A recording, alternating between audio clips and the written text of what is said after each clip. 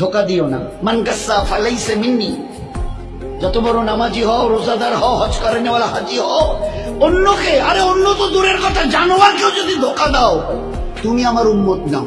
মান গাসসা, গাসসা মানে ধোকা, ফালাইসা মিন্নি, তুমি আমার উম্মত নাও। অন্যকে হতে পারো, আমার উম্মত হবে, মুসলমান হবে, আর অন্যকে ধোকা দেবে। এক লোক হজের সফরে যাচ্ছে, তিনিও বড় আল্লাহওয়ালা। যেতে যেতে শুনলেন এই গ্রামে নাকি একজন বড় আল্লাহওয়ালা আছে। আচ্ছা, তো তার শিষ্য সাগরিদরা বললো, হযরত এখানে শুনছি একজন বড় আল্লাহওয়ালা আছে, তো অন্তত তার একটু দেখা করে দোয়া নিয়ে যাই। হ্যাঁ, ভালো বলেছে, চলো যাই।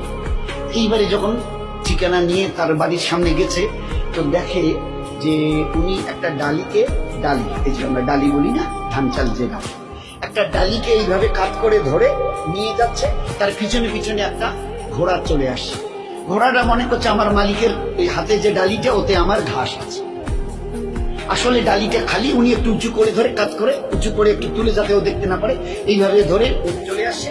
আর ও ঘোড়াটা মনে করছে যে আমার মালিক আমাকে খাবার দিবে বলে ডালিতে আমার ঘাস নিয়ে চলে যাচ্ছে তাই মালিকের সাথে। এই দৃশ্য দেখার পরে ওই আল্লাহওয়ালা, যিনি তার দলবল নিয়ে হজে যাচ্ছিলেন, বলছেন, ভাই আমার জিয়ারত হয়ে গেছে, চলো যাই, চলো যাই। তবে যে কেন হুজুর, এখন তার কাছে গেলাম না, সালাম মুসাফা হলো না, দোয়ার কথা বললেন না, আপনি বললেন আমার জিয়ারত হয়ে গেছে।